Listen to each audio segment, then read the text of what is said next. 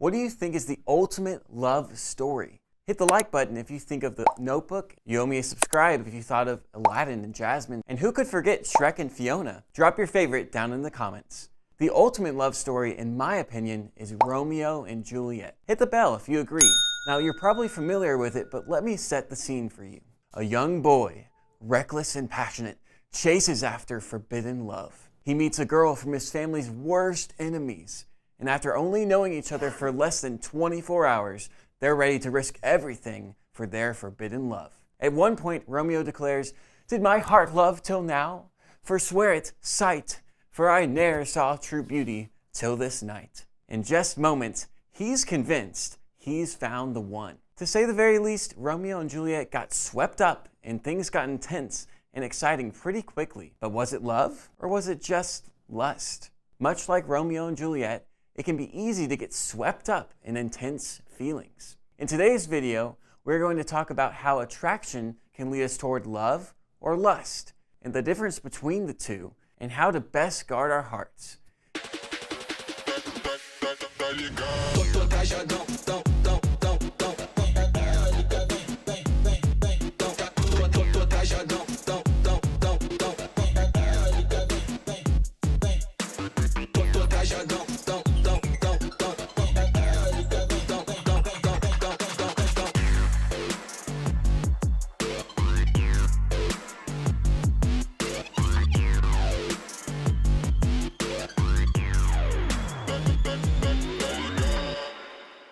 Now, our feelings of attraction aren't wrong. What matters is what we do with those feelings. Let's look at a passage where Jesus addresses this issue head on.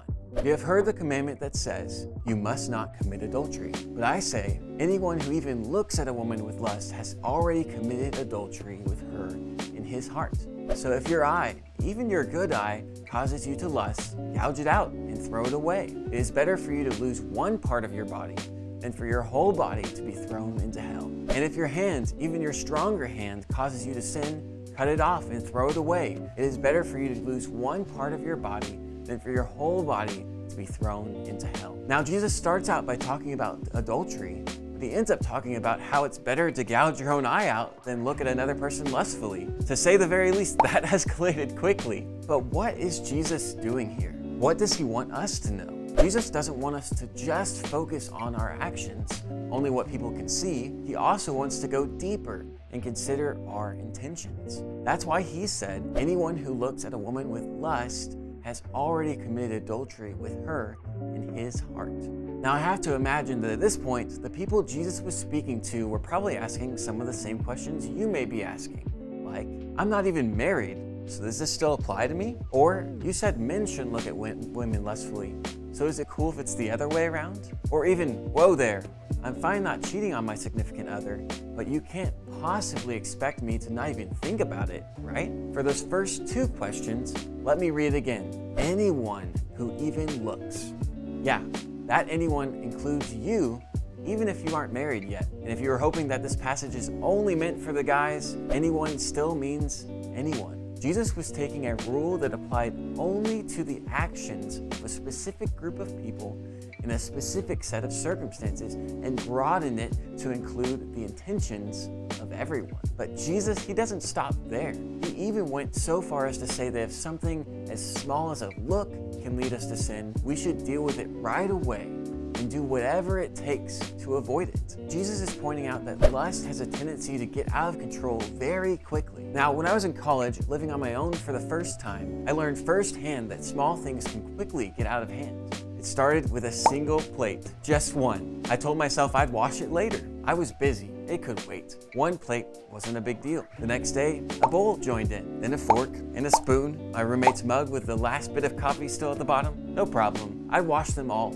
tomorrow. Well, tomorrow came and went. The pile grew. A week passed. The smell arrived. I ignored it, but each day it got worse. One night I went to rinse out a cup and saw something growing at the bottom of a bowl, a fuzzy green mass that seemed to wave at me. Still, I didn't do the dishes. By then it was overwhelming. The idea of tackling it felt impossible. It felt overwhelming and unbearable to handle. And that's what Jesus is saying here. Once it takes hold, lust can grow to the point that it controls you. That's why Jesus is warning us that it's better to catch lust before it even has the chance to grow to the point that it feels impossible to deal with. Let's take a moment to point out what we can learn from this passage. The first idea I want to point out has to do with the difference between love and lust. Love builds up, while lust objectifies. You want to know the big difference between love and lust? Love is selfless. It involves putting the needs and well-being of another person ahead of your own. Lust, on the other hand, isn't selfless at all. Actually, lust is really selfish.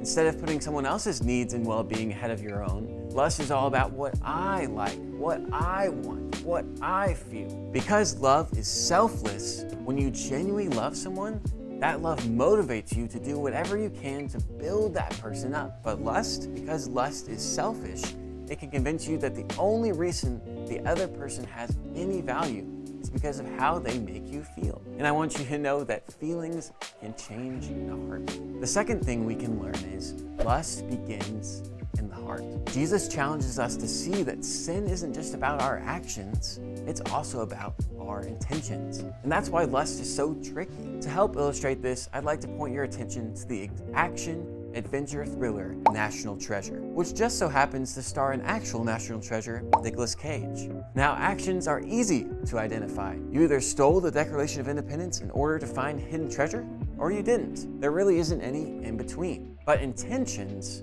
are completely different. If you think about stealing the Declaration of Independence and then plan to steal it, there's literally no way anyone would know until you actually try to steal it. Lust is the same way. You can lust after a person without them or anyone else even knowing about it. But that's exactly why it's so dangerous. Since no one else really knows about it, it's easy to convince yourself that it's not a big deal because it doesn't actually harm anyone. But when we start thinking of others in a way that treats them like objects that only exist to make us feel good, it has a way of eating away at us. You see, what's going on is your heart is incredibly important to God, even if no one else sees it. Check out what Proverbs 4:23 says. Above all else, guard your heart, for everything you do flows from it. Above all else, everything you do flows from it. Those are serious words. Whatever we let control our hearts will ultimately one day guide our actions, which leads us to this third thing. Lust can lead to even more dangerous territory.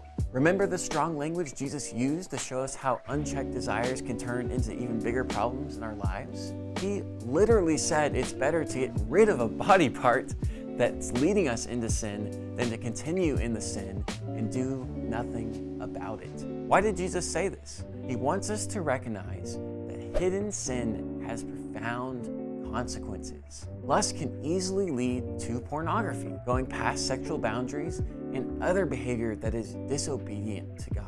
Hidden sin also has a tricky way of convincing us that hiding our true selves from others is actually a good thing. But this only leads us to feeling alone in our struggles. And if you're there, I want you to know that nothing could be further from the truth. You are not the only one who struggles. Keeping it in check is a daily challenge, and feeling like we need to face that challenge alone only makes it that much more difficult. So, what can you do if you want to be the kind of person who isn't going to let lust control your thoughts and actions? I have 2 steps you can take this week to help you take a step in the right direction. The first is memorizing Proverbs 4:23. Now, I know this sounds basic, but memorizing this short passage is a great step in being able to remind yourself of why the fight is worth it. Above all else, guard your heart, for everything you do flows from it. You could write it on a note card and put it on your mirror, or you can set it as your phone lock screen. There are so many ways to remind yourself to guard your heart each day, so do whatever it takes to keep this verse in front of you. The second thing is evaluate the media you're consuming. Becoming a person of love starts with guarding your heart, and a good place to start that is by paying attention and evaluating what you allow your eyes and your mind to absorb.